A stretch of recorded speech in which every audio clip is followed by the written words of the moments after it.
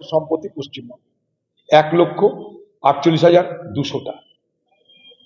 সারা ভারতবর্ষে সব থেকে বেশি ওয়াকফ সম্পত্তি হচ্ছে পশ্চিমবঙ্গে 1,48,200। আপনারা অবাক হবেন, পশ্চিমবঙ্গের বিধানসভা সেটা ওয়াকফ সম্পত্তি, ভাড়া 100 টাকা। টালিগঞ্জ ক্লাব, যেখানে শুটিং হয়, সিনেমা হয়, কয়েক হাজার কোটি টাকা সম্পত্তি, ভাড়া কয়েকশো টাকা।